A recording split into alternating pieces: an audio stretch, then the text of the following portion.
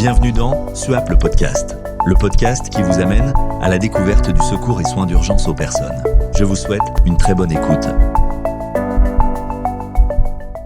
Bienvenue, aujourd'hui on plonge au cœur d'une situation qu'on peut tous rencontrer sur Intervention, les intoxications par produits domestiques. Oui, Ces produits, on les a tous à la maison, mais bon, ils peuvent être vraiment dangereux. On va décortiquer ça ensemble, les bonnes pratiques, en se basant sur nos référentiels. absolument. L'objectif, il est double, hein. Prendre en charge la victime, bien sûr, rapidement et efficacement, mais aussi, et c'est crucial, assurer notre propre sécurité et celle de l'équipe. C'est ça. Et donc, on va se concentrer sur deux grandes familles de produits qu'on retrouve souvent et qui sont particulièrement problématiques. Les produits dits caustiques et puis ceux à base de chlore. Parfait. L'idée, c'est que la théorie devienne un réflexe. Alors, mettons-nous en situation. On arrive, suspicion d'intoxication, produits ménagers. Les lieux sont sécurisés. C'est quoi les toutes premières étapes? Eh bien, la priorité après la Sécu, c'est le bilan circonstanciel.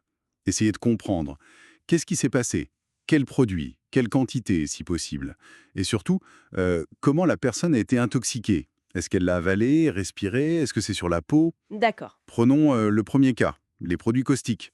On parle des déboucheurs, certains nettoyants très puissants.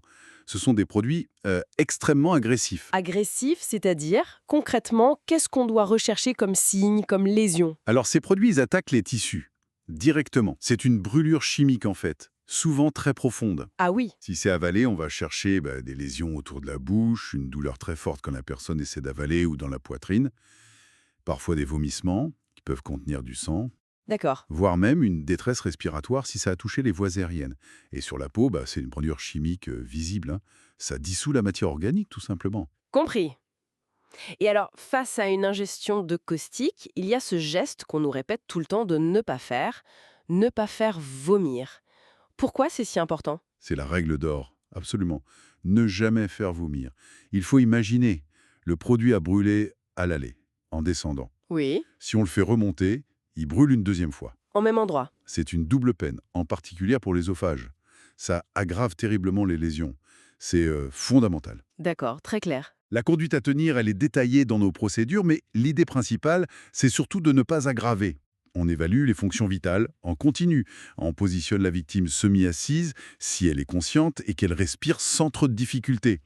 Et on alerte immédiatement la régulation médicale. Bilan complet. Et on ne donne rien à boire. Pas d'eau, pas de lait pour essayer de diluer. Non, surtout pas pour diluer activement. Ça pourrait justement déclencher des vomissements. On peut éventuellement rincer la bouche avec précaution si la personne est consciente, mais sans avaler. Bien noté. Passons à l'autre catégorie, très fréquente aussi. Les produits à base de chlore. L'eau de Javel, par exemple. Le danger, c'est souvent une mauvaise utilisation, un mélange. Exactement. Le gros problème avec l'eau de Javel, c'est quand elle est mélangée, souvent par accident, avec un autre produit. Typiquement un détartrant, un produit acide. Ah oui, le mélange classique. Voilà. Et cette réaction chimique, elle libère des vapeurs de chlore. C'est un gaz qui est très très irritant pour tout l'appareil respiratoire. Donc là, l'intoxication, elle se fait surtout par inhalation. Et du coup, les signes sont complètement différents. On cherche quoi principalement? Essentiellement des signes respiratoires. Une toux, souvent sèche, en quinte. Une sensation de brûlure dans la gorge, dans la poitrine. Une gêne pour respirer, parfois une vraie difficulté. Les yeux qui piquent, le nez aussi. D'accord. Dans les cas plus sérieux, ça peut aller jusqu'à un œdème pulmonaire. Le gaz attaque les muqueuses, les bronches, les alvéoles. Donc là, la priorité change radicalement. Il ne s'agit plus d'éviter un deuxième passage du produit, comme pour les caustiques avalés, mais plutôt, Sortir la victime de là. immédiatement, la victime et nous aussi, les intervenants. C'est l'urgence numéro 1. Soustraire à l'atmosphère toxique. Logique. Donc on aère au maximum si c'est possible sans se mettre en danger soi-même, ou mieux, on évacue la victime vers une zone sûre, à l'air libre ou bien ventilée. La protection respiratoire pour nous les sauveteurs, elle peut être indispensable dans ces cas-là. Et ensuite pour la victime. Ensuite, on se concentre sur l'aide respiratoire, oxygène à haute concentration si la victime est consciente et montre des signes de difficulté à respirer. On surveille de très près la respiration, la saturation, et bien sûr, on alerte le médecin régulateur pour avis et sûrement évacuation. On voit bien là comment savoir si c'est un caustique ou du chlore. Ça oriente toute la prise en charge. C'est vraiment spécifique à chaque fois. Tout à fait. C'est pour ça que l'identification est clé. Alors, si on résume les points essentiels face à une intoxication domestique. Primo, la sécurité. Pour tout le monde. Toujours, Secondo, l'identification. Quel produit, comment. Tertio, l'évaluation des fonctions vitales et la recherche des signes spécifiques qu'on a décrits. Oui. Et quatrièmement, l'application de la conduite à tenir qui correspond. Ne pas faire vomir pour les caustiques ingérés, risque de double brûlure. Pour les gaz type chlore, sortir de la zone toxique et oxygéner en priorité. Et systématiquement, une alerte médicale rapide et précise. C'est ça. Et ces étapes, elles doivent devenir des automatismes.